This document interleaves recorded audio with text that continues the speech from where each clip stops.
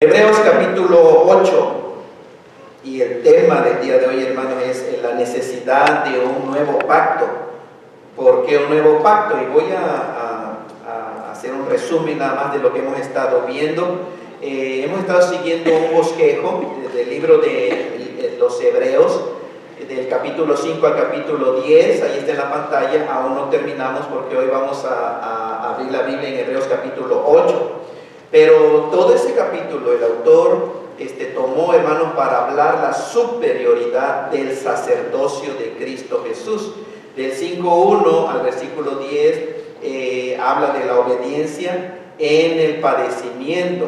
Del capítulo 5, versículo 11, recuerdan al capítulo 6, versículo 20, que el autor da una advertencia, porque cuando se está dirigiendo a sus hermanos, los hebreos, les está diciendo Jesucristo es aquel prometido a Abraham y profetizado por todos los profetas en los salmos. Jesucristo, al que murió, Dios le resucitó de entre los muertos y es el Mesías, el enviado de Dios al mundo, pero no es específicamente a la nación judía, a los hebreos. Pero sabemos que Dios extendió su gracia y su salvación a todos los que no somos hebreos, es decir, nosotros que no somos hebreos o se nos conoce como gentiles. Y estamos en la sección letra C, que dice Cristo es superior en el orden de su sacerdocio. Recuerdan, si tienen su Biblia ahí abierta, hermanos, el capítulo 7, ¿de qué habla? Un personaje importante, recuerdan que vimos eso, de Melquisedec. Y todo ese capítulo, el autor les está diciendo que Jesucristo es de un orden sacerdotal mucho superior al orden de Aarón. Recuerdan, Aarón, hermano de Moisés, Aarón es el padre de los levitas, es el principal hermano de la tribu de Leví. Todos los levitas pertenecían al oficio o al ministerio del templo. En aquel tiempo era un tabernáculo de reunión. Todos ellos estaban encargados y se decía, cada sacerdote, los sumos sacerdotes que ministraban en el templo una vez al año, se decían que ellos eran sacerdotes según el orden de Aarón terrenal. Pero surgió Melquisedec, y fuimos al libro de Génesis, donde no se dice más nada de Melquisedec. Los teólogos piensan que es una teofanía, es decir, una aparición de Cristo Jesús aquí en el planeta Tierra antes de venir a nacer de la Virgen María. Es una manifestación, se apareció el Hijo de Dios aquí en la persona de Melquisedec. Capítulo 7, vean el versículo 23. Vamos a ver el versículo 23 para agarrar el contexto, hermanos. Capítulo 7, versículo 23, recuerda, dice, hablando de los otros sacerdotes terrenales, dice, y los otros sacerdotes llegaron a ser, ¿cuántos? Muchos, ¿debido a qué? Por la muerte no podían continuar, es decir, se morían. Versículo 24, pero hablando de Jesucristo, por cuanto permanece para siempre, tiene un sacerdocio inmutable, incambiable, un sacerdocio que no se pasa a otra persona. Recuerdan eso, que no se sucede, no tiene un sucesor. Hablamos también con pena y tristeza, la Iglesia Católica de Roma, que tiene papas, y cuando muere un papa, porque se muere de viejito, le sucede la función a otro papa. Pero el sacerdocio de Cristo Jesús, hermanos, es inmutable, es decir, es permanente para él. Es intransmisible, no se pasa a nadie. ¿Por qué? Porque Jesucristo nunca deja de existir, Jesucristo nunca muere. Entonces, versículo 25, por lo cual, por esta razón, hermanos, dice, puede también salvar perpetuamente a los que por él se acercan a Dios, viviendo siempre, ¿para qué? Para interceder por nosotros los que nos acercamos a Dios por medio de Él. Puede salvar perpetuamente, permanentemente o eternamente. La salvación de nuestro sumo sacerdote, que es Cristo, es perfecta y eterna. No te preocupes de perderla, porque no la puedes perder. Yo creo que preocúpate de que la tienes. Preocúpate de que en verdad te has arrepentido y has mandado a volar toda doctrina falsa que vino tal vez de tu papá o de tu mamá o de tus abuelitos o de la religión que te inculcaron tus papás. No es que hayan sido malos, es que eso le inculcaron a ellos. El error, el engaño. Asegúrate de tener esa salvación. Una vez que la tienes, hermano, en un verdadero arrepentimiento, que dices: Señor, Cristo es tu Hijo y es el único Salvador del mundo, y no voy a seguir ninguna enseñanza fuera de lo que tú nos dices en tu palabra, en la Biblia, y guiar tu vida de acuerdo a las sagradas escrituras. De eso sí, asegúrate. Una vez que la tienes, hermano, no te preocupes, porque es tuya para siempre. Preocúpate simplemente por crecer y madurar, que es lo que Dios nos enseña en su palabra por medio del apóstol Pedro. Antes bien, crezcan en la gracia y el conocimiento de Jesucristo, que es nuestro Señor.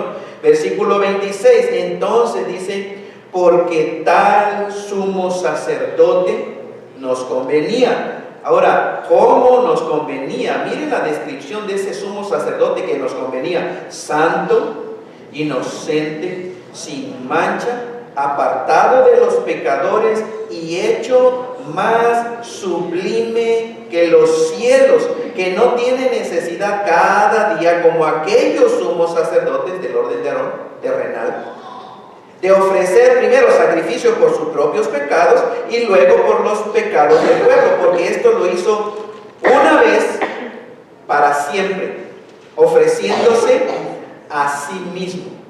Jesucristo, la ofrenda que llevó, hermanos, al tabernáculo, al lugar santísimo ante el Padre, no fue un animalito como lo hacían todos los sacerdotes, algo terrenal. Jesucristo, la ofrenda que llevó fue su propia vida, entregó su vida. Por eso Juan el Bautista, cuando vio a Jesucristo venir, hermano, dijo: he aquí el Cordero de Dios que quita el pecado del mundo. Behold the Lamb of God that takes away the sin of the world.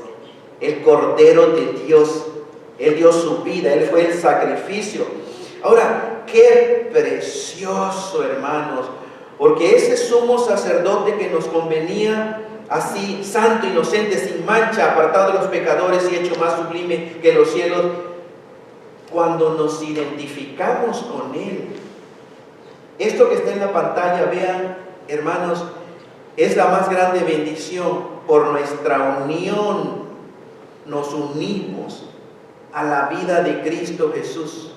Y cuando un ser humano, un individuo, no importa el pasado terrenal que haya tenido, hermanos, de sufrimiento, de dolor, de abuso sexual, de abuso físico, de bullying, de todo, hermanos, cuando une su vida a Cristo Jesús, Cristo tiene un pasado eterno, limpio, perfecto. Vino a la tierra temporalmente. Entonces, cuando el ser humano se arrepiente y se identifica con Cristo Jesús, su pasado terrenal cambia también. Y ya no más hablamos de que cuando yo era chiquito y cuando hace años atrás me abusaron. ¿Cuál? No. Tú tienes un nuevo pasado y tu pasado es el mismo pasado de Cristo Jesús. Y te miras así como lo que eres ahora. Miren, hermanos, tal sumo sacerdote nos convenía, santo. Y miren lo que dice la palabra de Dios, hermanos, en Hebreos. Igual también nosotros, hermanos, idéntico la salvación. Inocente. En Romanos, ese versículo que ustedes leen, si alcanzan a leer, yo no alcanzo a leer. Hermanos, si lo leen se dan cuenta que por nuestra identificación con Cristo Jesús también somos inocentes. Pero vean el primero, así santo, nosotros somos santos, somos verdaderamente mente santos. No somos santos, y digo esto con respeto, hermano, pero se tiene que aclarar esto en la mente de muchos, porque vienen del trasfondo católico. La Iglesia Católica ha dado su definición de santo, hermanos, y hace imágenes de una persona santa como si nunca hubiera cometido pecado. Ya están a punto el Vaticano de hacer santo ¿a quién? ¿Alguien sabe? ¿A quién? No, a él ya creo lo hicieron, pero hay otra persona. Y porque hace un milagro, hermano, un milagro supuestamente, y lo declara el Vaticano, ahora sí él es santo, y empieza la gente, como ya lo declararon santo, a hacerle oraciones a una persona muerta, a uno que no tiene más que ver en este mundo, está muerto. Y si no se arrepintió, hermano, no está en la presencia de Dios. Pero eso es lo que la mentalidad de santo, hermanos, es apartado. Dios nos apartó del mundo, de la inmundicia, del estiércol, del lodo. Nos lavó con la sangre de su Hijo Cristo Jesús, nos limpió y nos apartó de la porquería del mundo y nos apartó para la gloria de su nombre, para vivir para Él. Y porque estamos apartados del mundo, hermanos, no hace sentido querer volver atrás como el pueblo de Israel, que se lamentaba, hermanos, por las cosas que comía y lo que estaba allá cuando era esclavo de Egipto.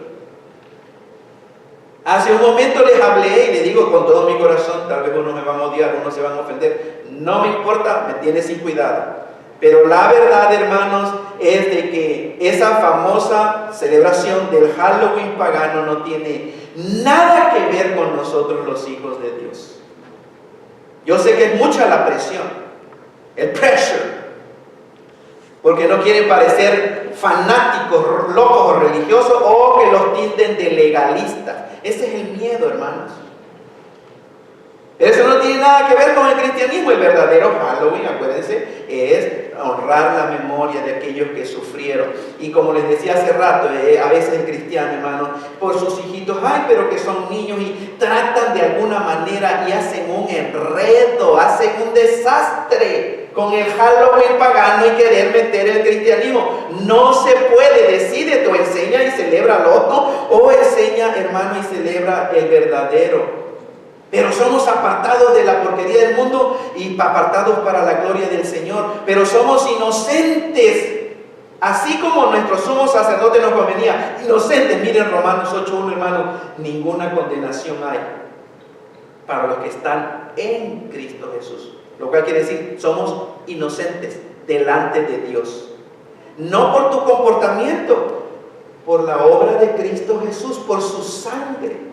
Porque Él llevó la culpa de nuestros pecados. Y así como Él, hermano, nos convenía inocente, eso somos a los ojos de Dios. Pero sin mancha también, hermanos. Sin mancha, un sumo sacerdote nos convenía sin mancha. Vean primera de Juan, capítulo 1, versículo 7, hermanos. Hablando de que la sangre de Jesucristo, su Hijo, ¿nos qué? Nos limpia, ¿de qué cosa? De todo pecado. ¿Y nos deja una mancha de pecado la sangre de Cristo Jesús?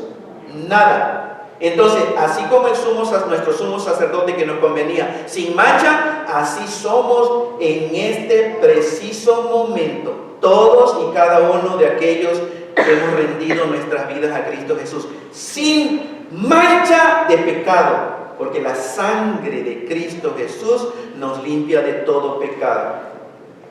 Y una vez más, jamás podemos perder nuestra salvación.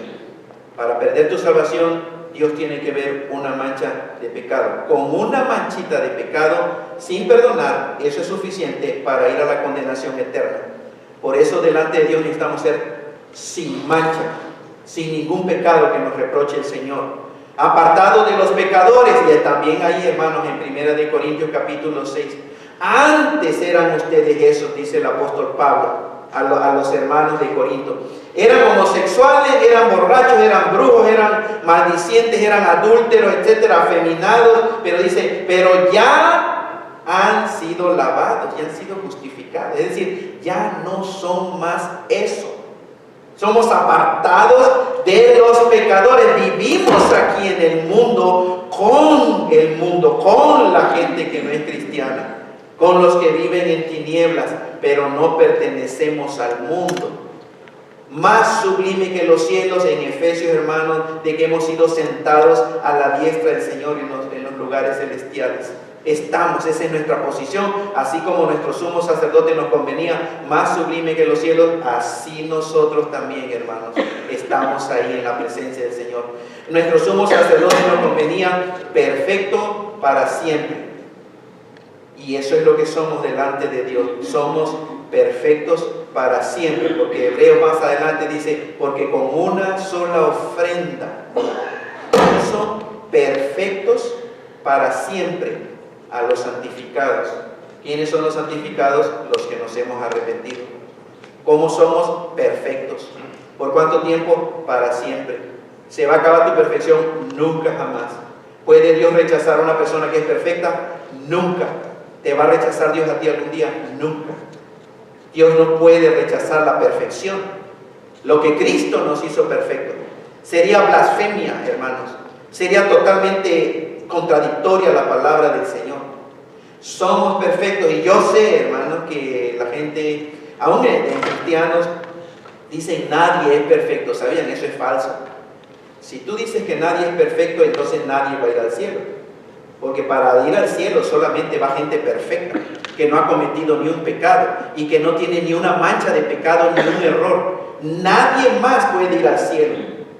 Perfecto, tiene que ser 100% perfecto, absolutamente perfecto, para poder entrar al reino de Dios. Y eso es lo que somos por la gracia de nuestro Señor Jesucristo. Somos perfectos, hermanos, para siempre. No por nuestra obra, no por nuestro comportamiento, es porque tú te arrepentiste y aceptaste la obra de nuestro Señor Jesucristo.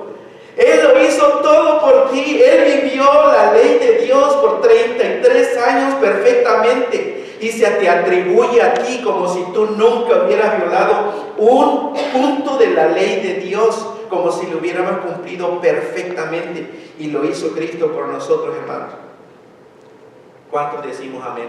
Amén. Bendito sea el Señor. Ahora, Hebreos capítulo 8, vean. Ahora bien, dice el autor, el punto principal de lo que venimos diciendo es que tenemos tal sumo sacerdote, el cual se sentó a la diestra del trono de la majestad en los cielos. Entonces está como recapitulando desde el capítulo 1, el autor a Hebreos, que recuerda el capítulo 1, Dios habiendo hablado de muchas maneras, muchas veces a los antepasados, a nuestros padres, por los profetas, ahora nos ha hablado por el Hijo. Es decir, está recapitulando, incluyendo también el orden del sacerdocio de Cristo, que es según el orden de Melquisedec. Dice el autor, este es el punto principal, que tenemos tal sumo sacerdote. Tenemos a ese sumo sacerdote que es de acuerdo al orden de Melquisedec. Lo tenemos. Ese es el sumo sacerdote, hermanos. El puente, el único mediador entre el único Dios vivo y verdadero y la raza humana. Todos los seres humanos, los 7,000 millones de habitantes que habitamos en este tiempo, hermanos, el planeta Tierra, solamente hay un intermediario, y es Jesucristo. No es nadie más. Es el Hijo del Dios creador de la raza humana, del planeta Tierra, del universo. Miren, versículo 2, ministro del santuario.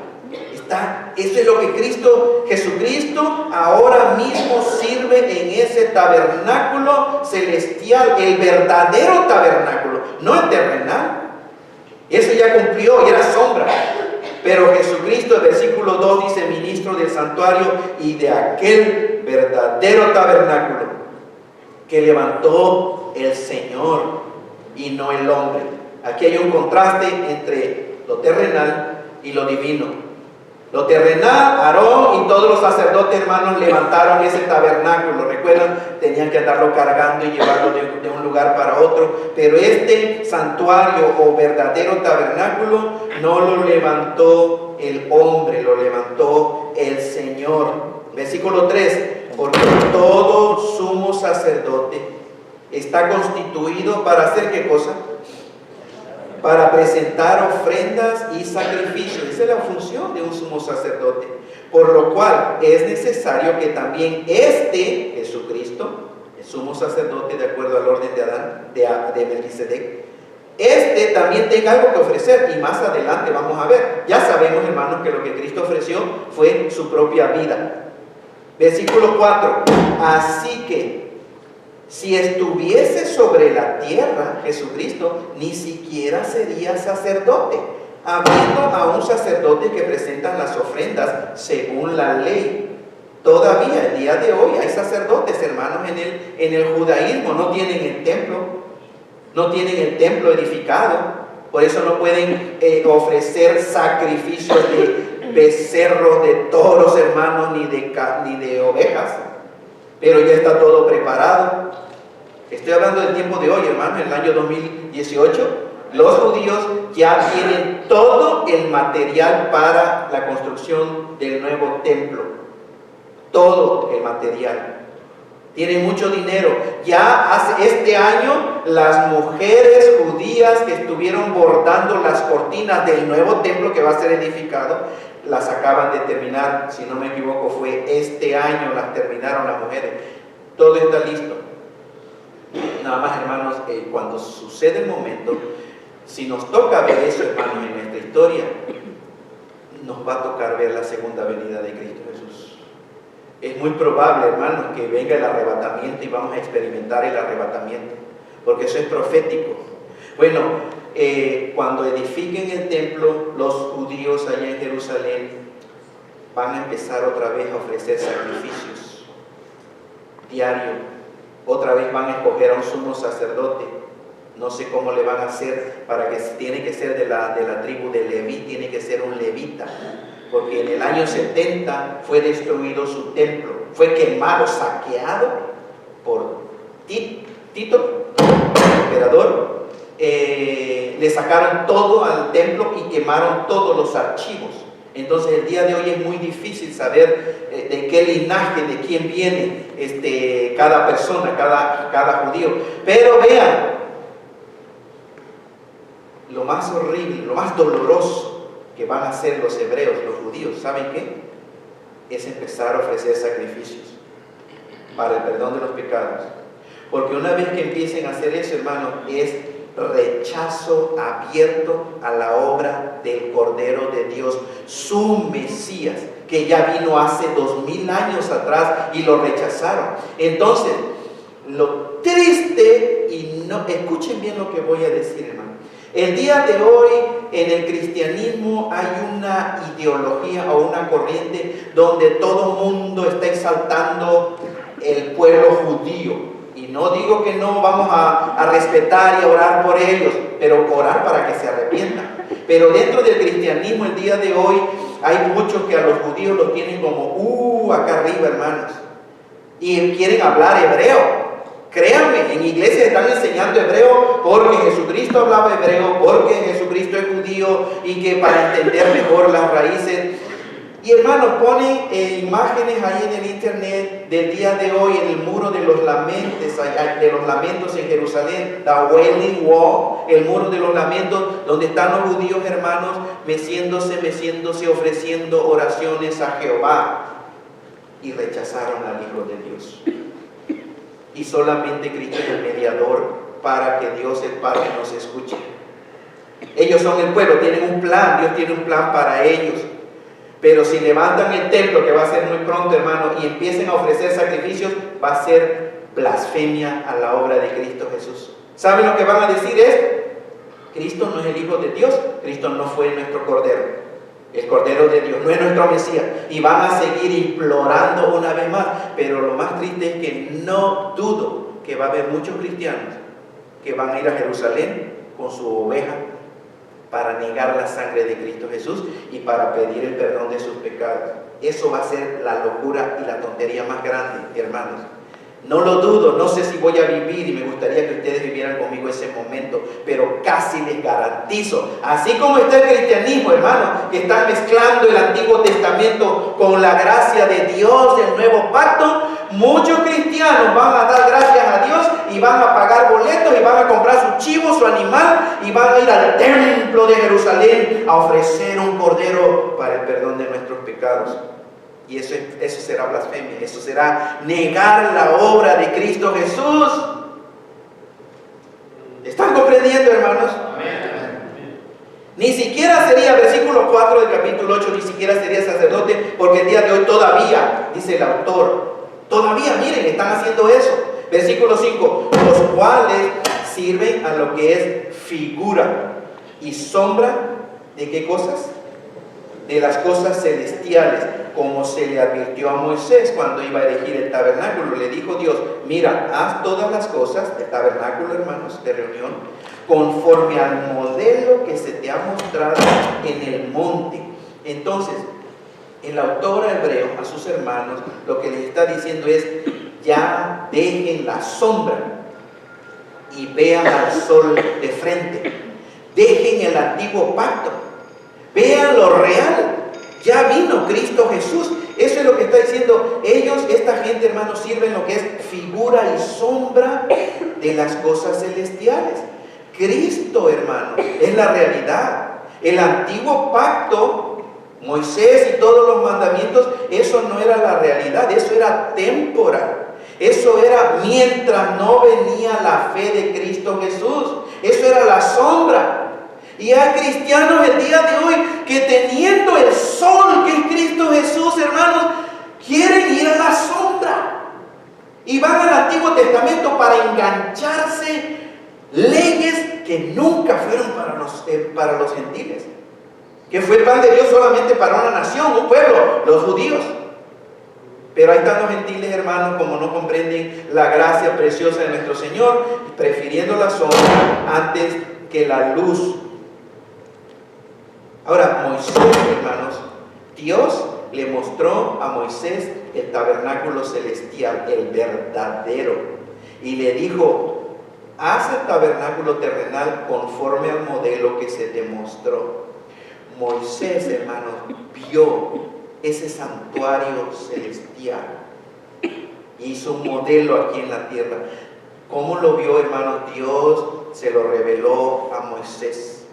Y que yo sepa, hoy no hay otro ser humano, hermanos, que pudiera tal vez también haber visto ese santuario celestial. ¿Quién fue, hermanos?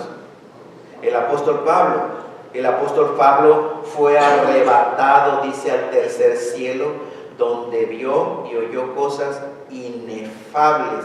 Un hombre, aquí en la tierra, dice, si fue en el cuerpo que Dios me llevó, no lo sé. Si fue en el espíritu que Dios me llevó, no lo sé. Pero Dios lo llevó al tercer cielo. Es muy probable que también el apóstol Pablo, antes de morir, Dios le permitió ver la mansión celestial, el tabernáculo celestial, hermanos, donde está ahora mismo nuestro Señor Jesucristo intercediendo por nosotros. Versículo 6, pero ahora, dice, tanto mejor ministerio es el suyo. ¿El de quién? El de Cristo Jesús. ¿Cuánto es mediador de un qué, hermano? ¿Qué tipo de pacto? Mejor pacto. ¿Establecido sobre qué tipo de promesas? Mejores promesas. ¿Qué está contrastando? Antiguo pacto, nuevo pacto. El antiguo pacto de ley, Moisés, hermanos, los 10 mandamientos, los sacerdotes terrenales de acuerdo al orden de Aarón, y el nuevo pacto. Entonces, ya es decisión de nosotros. ¿Quieres vivir por medio de un mejor pacto, del mejor pacto, o del que no era mejor? Si desechas el de que era mejor, que es el nuevo pacto, entonces vete al Antiguo Testamento, échale ganas y que Dios te bendiga, porque ni los judíos pudieron ni nadie pudo. Te puedes esforzar todo lo que tú quieras, hermano y hermana. Y lo digo esto porque tristemente, hermano, acaba de salir una familia de aquí que que según tengo entendido volvieron al antiguo pacto. Y andan hablando en hebreo y todo. Qué tristeza, qué dolor. Están negando. ¿Saben que han caído de la gracia del Señor para ir a la sombra una vez más? A lo ritual, a la sombra, no a la realidad, después de haber conocido. Me vino a la mente todo el libro de Hebreos, porque estuvieron aquí por unos años, escucharon el mensaje de la gracia, pero no se convencieron y no, vamos a lo viejito. Tal vez pensaron mejor que es viejo conocido que nuevo por conocer. El caso, hermano, que Cristo es mediador de un mejor pacto, y las promesas de este mejor pacto, que es el nuevo pacto, son mejores promesas que las promesas del Antiguo Testamento que Dios le prometió, hermanos, a los hebreos. Versículo 7, porque si aquel primer pacto hubiera sido sin defecto, ciertamente no se hubiera procurado un lugar para el segundo, ¿cierto? Hace sentido. Si el antiguo pacto de ley, hermanos, de Moisés, hubiera sido sin defecto, no hubiera Dios establecido un nuevo pacto. Cristo no hubiera venido a morir. ¿Recuerdan cuando participó de la cena? Su última cena con sus discípulos y apóstoles, hermanos. Cristo dijo, esto es la sangre del nuevo pacto. Esto es mi cuerpo que por ustedes es molido. Esto es la sangre del nuevo pacto. Cristo vino a establecer un nuevo pacto, el segundo. ¿Por qué? Porque el primero fue defectuoso. Ahora, el pacto en sí no fue defectuoso. El pacto no era el problema. ¿Qué cosa era el problema? ¿Cuál fue el problema del primero? El pueblo de Israel, es decir, el ser humano. El pacto, Dios no tuvo problema, Dios cumplió lo que dijo y prometió.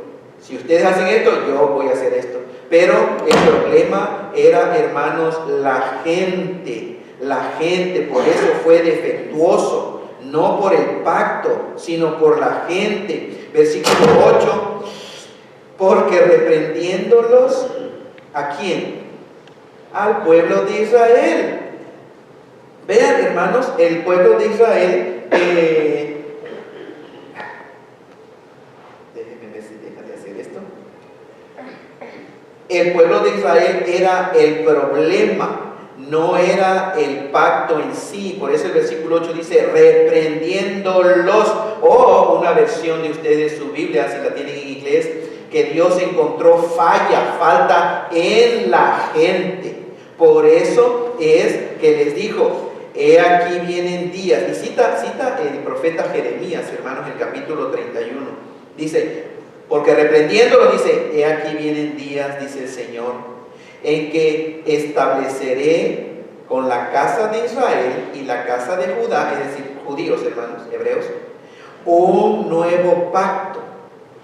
Pero vean cómo lo describe, no como el pacto que hice con sus padres el día que los tomé de la mano para sacarlos de la tierra de Egipto. No, hermanos, no va a ser un pacto así, porque no funcionó. Dios entonces, por amor, iba a ser otro pacto, nuevo pacto, más fácil.